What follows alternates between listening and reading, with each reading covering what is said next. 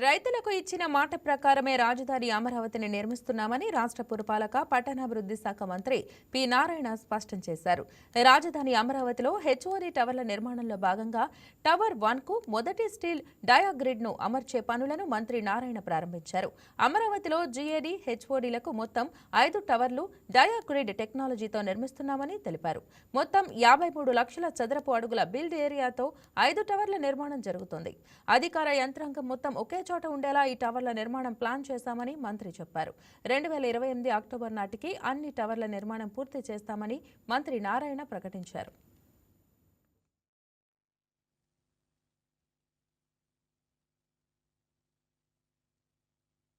Shapoorji company వాళ్ళు ఏదైతే 2 towers యాక్చువల్గా కన్స్ట్రక్షన్ చేస్తున్నారో ఆ 2 టవర్స్కి సంబంధించి డయాగ్రిడ్ ఫామ్ టెక్నాలజీలో ఈ కన్స్ట్రక్షన్ చేస్తున్నారు.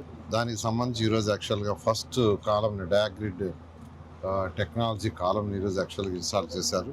ఈరోజు తీసుకుంటే వాళ్ళు 2 టవర్స్ కన్స్ట్రక్ట్ చేస్తున్నారు. మొత్తం ఇక్కడ ఐకానిక్ టవర్స్ 5 టవర్లు. 5 టవర్లు కూడా డయాగ్రిడ్ టెక్నాలజీలో యాక్చువల్గా జరుగుతాయి. అందులో ఒకటి వచ్చి 47 అంతస్తులు జిఏడి టవరు 47 అంతస్తులు ఉంటుంది. మిగతా 4 టవర్లు 40 అంతస్తులు ఉంటుంది. ఈరోజు మినిస్టర్లు కావచ్చు, లేదా వారి సెక్రటరీస్ కావచ్చు, లేదా వారి కింద ఉన్న హెచ్ఓడీలు కావచ్చు, టోటల్ అడ్మినిస్ట్రేషన్ మొత్తం ఒకే దగ్గరకు రావాలి. అలా రావటం వల్ల ప్రజా పరిపాలన సులువవుతుంది. ఇప్పుడు ఈరోజు ఎవరైనా ఒక వర్క్ వస్తే వర్క్ కావచ్చుంటే మినిస్టర్తో పని ఉంటే సెక్రటరీ దగ్గరికి వస్తున్నారు సెక్రటరియట్కి.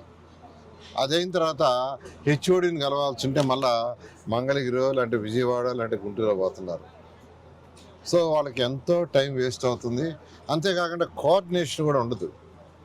అందుకని ముఖ్యమంత్రి గారు ప్రజలకి మంచి పరిపాలన ఇవ్వాలా, సౌలభ్యమైన పరిపాలన ఇవ్వాలి. ఒకసారి వర్క్ కోసంగా ప్రభుత్వం దగ్గరకు వస్తే అక్కడే అన్ని పనులు అయిపోవాలి. అక్కడే మినిస్టర్ ఉండాలి, అక్కడే సెక్రటరీస్ ఉండాలి, అక్కడే హెచ్ఓడీలు ఉండాలి, హెచ్ఓడీల కింద స్టాఫ్ కూడా అక్కడే ఉండాలి.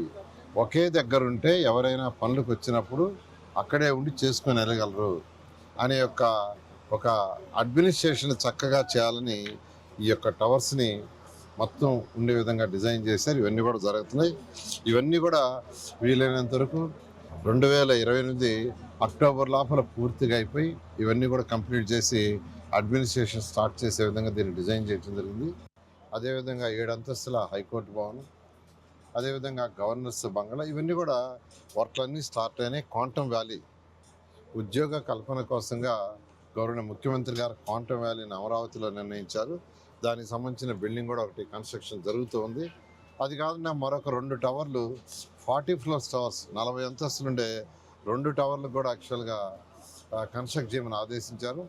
దానికి కూడా టెండర్ల ప్రక్రియ త్వరలో స్టార్ట్ అవుతుంది. ఈ విధంగా అమరావతి క్యాపిటల్ సిటీలో ఈరోజు అనేక బిల్డింగ్స్ ఈ 5 టవర్లు తీసుకుంటే.